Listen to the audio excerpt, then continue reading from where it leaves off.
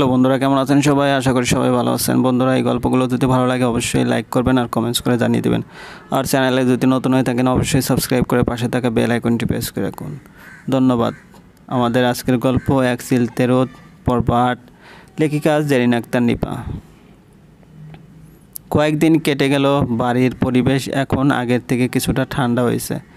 জহির চৌধুরী এখন চিল্লাপাল্লা না করলেও মনে মনে কিছু একটা ফোন দিয়ে আসছেন। নীতি দাদির রুমের সামনে দিয়ে যাচ্ছিল, এমন সময় ফুলবানু ভেতর থেকে ডেকে উঠলেন। এই স্যামরি, এদিকে আয়, আমার পাশে বস একটু। হুম বুড়ি, বসলাম। কি বলবে বলো? তোর গর্দব স্বামীটা কই? অফিসে গেছে? ফুলবানু সন্ধ্যার চোখে তাকিয়ে বলল, অফিসে গেছে নাকি কোনো মায়ের লগে দেখা করতে গেছে?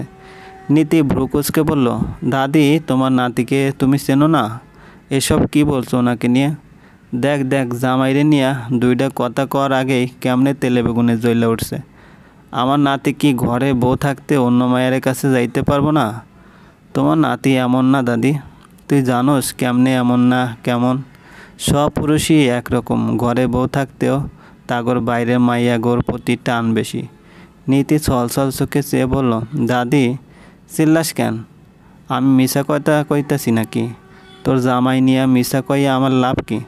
নীতি দাদির কথা শুনে গম্ভীর হয়ে বলল, উনিও কি তাহলে সব পুরুষের মতো দাদি? আমি কেমনে জানবো? তুই না জানবি তোর জামাই কেমন? আমি কিভাবে জানবো? ঘরের বউরা বুঝবার পারে তার স্বামী তারে ভালোবাসে নাকি অন্য মায়ের লগে চক্কর চালায়। আমি তো কিছুই বুঝি না। তুই যে ব্যাককল তাই তো বোঝস না। অহন ক, তোর স্বামী কি তোরে আদর সোহাগ করে? নীতি দাদির কথা শুনে লজ্জায় মুখ লাল করে বলল, বাজে কথা বলছো কেন দাদি? বাজে কথা? স্বামীর সোহাগ যদি বাজে হয় তাহলে ভালো কিরে? যা জিগাইতেছি তা ক। কেমনে আদর করে? জড়াইয়া ধরে নাকি চুমু খায়? রাতে তোর বুকে মাথা রাইকে ঘুমাইতে দেয়?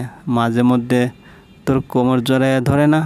নীতির গাল দুটো পাকা টমেটোর মতো লাল টুকটুক হয়ে গেছে। দাদির এসব অসভ্য কথা শুনে লজ্জায় মরে যেতে ইচ্ছে করছে।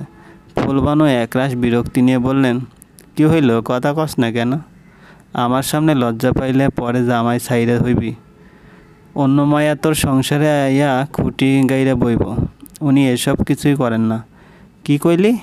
নীতি তোরে আদর করে না? না, তোগর মাঝে এখনও তেমন কিছুই হয় নাই। কি হবে? কিসের কথা বলো? ফুলবানু মনে মনে অব্রকে হাজারো গালি দিলেন। হারামজাদা মুখ পোড়া গর্দব মাইয়া, ছোট তাই কিছু বোঝে না। তাই বইলা কি তুইও কিছু বোঝস না? আজ পর্যন্ত বউরে একবার জড়াইয়া ধরলি না, একটা চুমো খাইলি না। মর হারামজাদা মর। কি হলো দাদি, কি ভাবছো?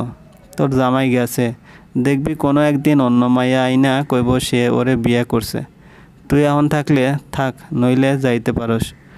তোর কপাল পুড়ছে অভাগিনী, তোর সংসার ভাঙছে। স্বামীর ভালোবাসা তোর কপালে নাই। তুই সবসময় কাম কাজ নিয়েই থাক। নীতি কাঁদো কাঁদো হয়ে বলল, এসব কি বলছো দাদি? আমি কোথায় যাব? তোমাদের ছাড়া আমার আর কেউ আছে নাকি?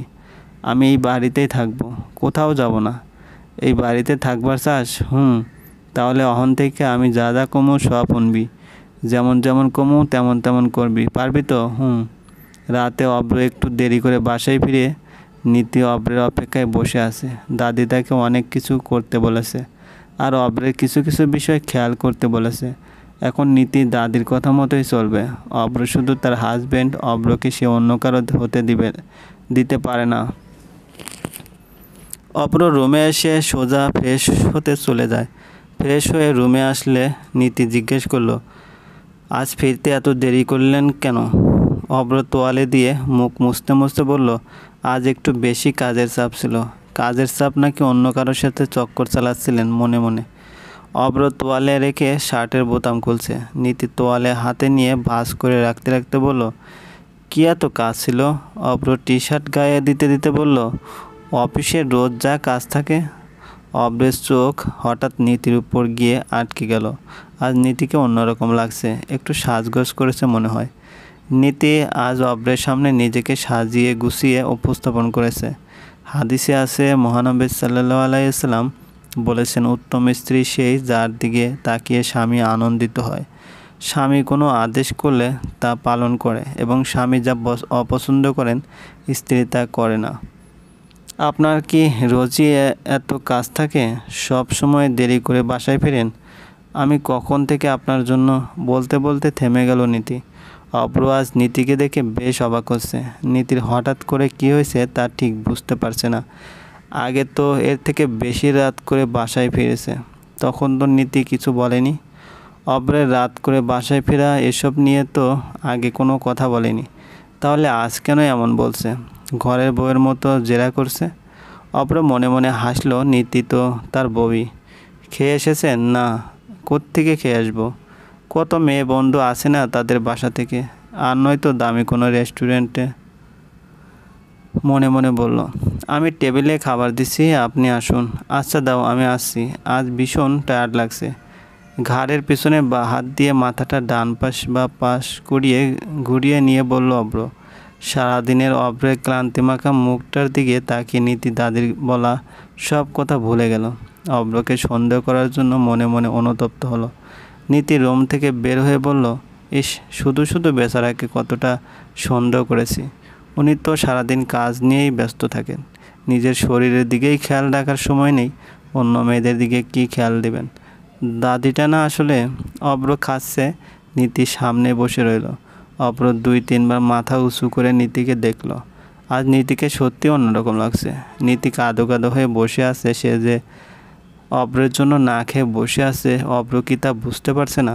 নিজে খাচ্ছে, একবারও জিজ্ঞেস করছে না, নীতি তুমি খেয়েছো? খাওয়া শেষে অব্র রুমে চলে আসলো। নীতি প্লেটগুলো গুছিয়ে আসবে, প্লেট রাখতে রাখতে নীতি কয়েক ফোঁটা চোখের পানি ফেলে নিল। আমি না খেয়ে এত কষ্ট করে ওনার জন্য সেজেগুজে বসে আছি, আর উনি একবার আমার দিকে ভালো করে তাকিয়ে দেখলেন না, নিজে নিজে খেয়ে চলে গেলেন। অব্র বিছানা গুছিয়ে নিল। প্রতিদিন নীতি যেভাবে ওদের মাঝে কোলবালিশের বেড়া দেয়, অব্র সেভাবেই দিল রাখল। নীতি রুমে এসে বিছানার দিকে তাকিয়ে চোখ মুখ শক্ত করে বলল, কি করছেন আপনি? বিছানা গুছিয়ে রাখলাম, নাও এখন এসে শুয়ে পড়ো। আপনি কোলবালিশটা এভাবে রেখেছেন কেন? অব্র কিছু বুঝতে না পেরে কোলবালিশের দিকে তাকালো। ঠিক মতো রাখা হয়নি নাকি? আপনি আমাদের মাঝে কোলবালিশ রাখবেন কেন? আমরা একে অপরের পর নাকি? স্বামী স্ত্রী নিজেদের মধ্যে বেড়া দিয়ে রাখে, এটা কখনো শুনেছেন? আমি আপনার স্ত্রী, স্ত্রীর দিকে ভালোবাসা নিয়ে তাকালে চোখের ছগিরাগুলো মাপ হয়। আপনি ভালোবাসা নিয়ে আমার দিকে তাকাবেন তো দূর, ভালো করে আমার দিকে তাকিয়ে দেখার সময় পান না। স্ত্রী হাতের সাথে হাত মিলালে হাতের ছগিরাগুলো মাপ হয়। আমার হাতের সাথে হাত মিলানোর সময় আপনার আছে নাকি? কখনো আমার হাত একটাবারের জন্য ধরেছেন? এমনকি যেখানে স্ত্রীকে আদর করলে ভালোবাসলেও সোয়াব হয়, আর আপনি করেছেন কি? এসবের কিছুই না করে আমাদের মাঝে বালিশে বেড়া দিচ্ছেন। দরকার পড়লে আমি আপনার বুকে মাথা রেখে আপনাকে জড়িয়ে ধরে ঘুমাবো। সরান কোলবালিশটা, সরান বলছি। স্ত্রীকে খাইয়ে দেওয়া সুন্নত, আপনি আমাকে খাইয়ে দিবেন তো দূরের কথা, আমি খেয়েছি নাকি তাই জিজ্ঞেস করেন না। আমি সারা দিন না খেয়ে থাকলেও আপনার কিছু যায় আসে না। একা একা খেয়ে চলে আসলেন, অন্য কেউ খেয়েছে কি না তা জেনে আপনার দরকার কি? অব্র হতবুদ্ধি হয়ে রইল। এটা নীতি নাকি অন্য কেউ?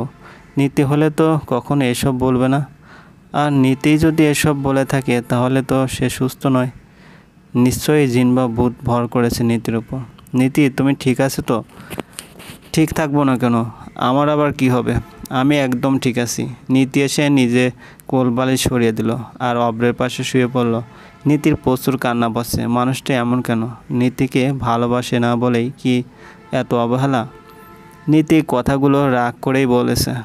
কখন থেকে না খেয়ে অব্রের জন্য বসেছিল, কিন্তু অব্র তো ওকে একবার জিজ্ঞেসও করলো না। নীতি শুয়ে শুয়ে ভাবছে সে এসব কীভাবে করতে পারলো। একটু লজ্জাও লাগলো না তার, নাকি অব্রকে হারানোর ভয়ে সমস্ত লাজ লজ্জা সব কেটে গেছে?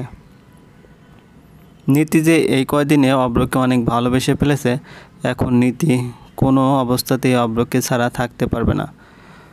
অব্রের মাথায় কিছু ঢুকছে না, লাইট অফ করে দিয়ে শুয়ে পড়ল। নীতি ঘুমিয়ে গেলে অব্র নিচে কোলবালিশ সরিয়ে নীতিকে ওর হাতের উপর এনে শুয়ে দেয়। তা তো নীতি ঘুমের মধ্যে টের পায় না, কিন্তু নীতি তো আজ নিজে থেকে কোলবালিশ সরিয়ে দিল আর অব্রের বুকে মাথা রেখে শোয়ার কথা বলছিল। এ তো কথার মাঝেও অব্র এটা বুঝতে পারছে নীতি আজ না খেয়ে ওর জন্য অপেক্ষা করেছিল, কিন্তু অব্র তো নিজে একা একাই খেয়ে চলে এসেছে, নীতির কথা জানতেই চায়নি। অব্র মনে মনে বলল, বড্ড বড় ভুল করে ফেলেছি। বেচারি হয়তো অনেক কষ্ট পেয়েছে আর তাই রাগের মাথায় এসব বলেছে। আমার উচিত ছিল নীতিকে একটাবার জিজ্ঞেস করা। ইমতিয়াজ শোন, আসলে আমি কি করে তোর সামনে মুখ জহির, আমাকে ক্ষমা করে দিস। আমার মেয়ে এমন একটা কাজ করবে আমি ভাবতেও পারিনি। লজ্জায় আমার মাথা কাটা গেছে, তাই এতদিন তোর সাথেও যোগাযোগ করিনি। ইমতিয়াজ খানের কথা জহির চৌধুরী ঠিক বুঝতে পারলেন না, তারপরে বলেন, বাদ দে এসব কথা। না, বাদ দিব কেন? আমার জন্য তোকে অপমানিত হতে হলো। আমি জানতাম না নিশা বিয়ের দিন এমন একটা কাণ্ড করে ফেলবে। ও যে ওই ছোট লোকটার সাথে পালিয়ে যাবে তা আমি ভাবতেই পারিনি। জহির চৌধুরী অবাক হলেন, কিন্তু তিনি যে জানতেন না নিশা পালিয়ে গেছে, তাই ইমতিয়াজ খানকে বুঝতে না দিয়ে গম্ভীর গলায় বললেন, তোর মেয়ে পালিয়ে গেছে? বিশ্বাস কর জহির, আমার মেয়ে এমন না। আমি শিওর ওই হারামজাদাটা নিশাকে ভুলিয়ে বালিয়ে নিয়ে গেছে। ও আমার সম্পত্তির জন্য আমার মেয়েকে হাত করেছে। জহির চৌধুরী এবার সবটা বুঝতে পারলেন, নিশা তাহলে বিয়ের দিন অন্য কারোর সাথে পালিয়ে গেছে। আর তাই ইমতিয়াজ খান এতদিন লজ্জায় ওনার সাথে যোগাযোগ রাখেনি। অব্র বিয়ে করতে যায়নি, তার জন্য ইমতিয়াজ খান রাগ করে নেই, বরং মেয়ের এমন কাজের জন্য লজ্জিত। দেখ ইমতিয়াজ, বিয়ের দিন তোর মেয়ে এমন একটা কাজ করলো, সমাজে আমার একটা সম্মান আছে। ওই দিন আমি আর কোনো পথ খোলা না পেয়ে অব্রের সাথে আমার বাড়ির কাজের মেয়েটার বিয়ে করিয়ে দেই। বিয়েতে কত লোক এসেছিল, তখন যদি সবাই এভাবে ফিরে যেত তাহলে তোর আমার দুজনের মান সম্মান যেত।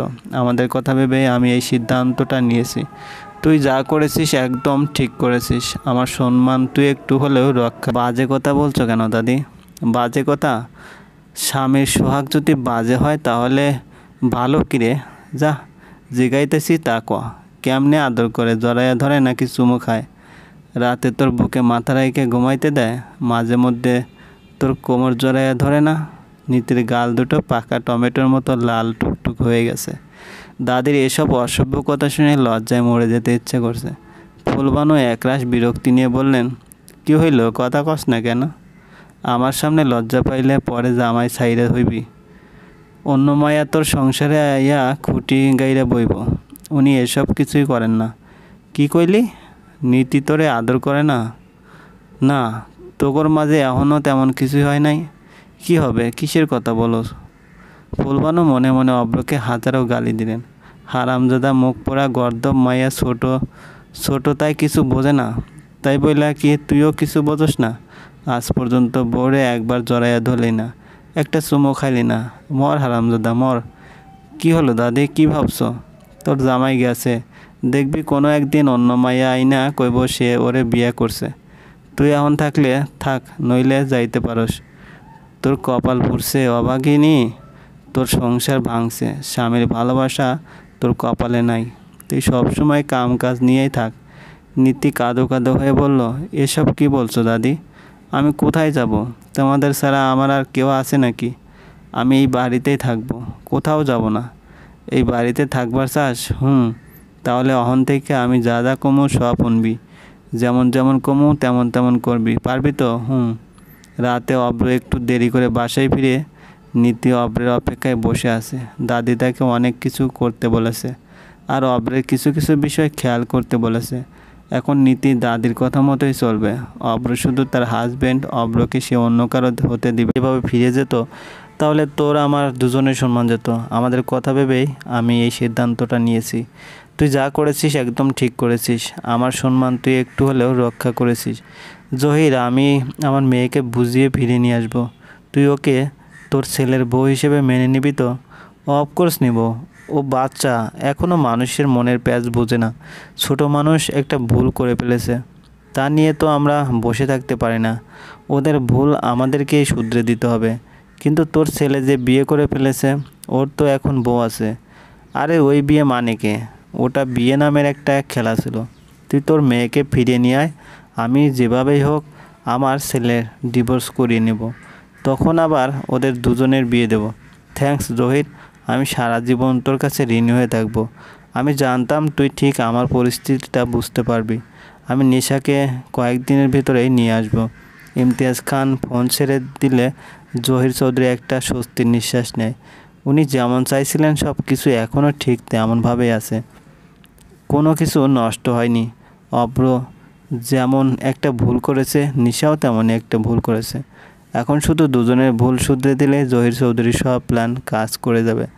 যেভাবেই হোক অব্রের ডিভোর্স করাতেই হবে। নীতিকে যে কোনো মূল্যে অব্রের জীবন থেকে সরিয়ে দিতে হবে। চলবে। গল্পটি ভালো লাগলে অবশ্যই লাইক করবেন আর কমেন্টস করে জানিয়ে দেবেন। চ্যানেলে যদি নতুন হয়ে থাকেন অবশ্যই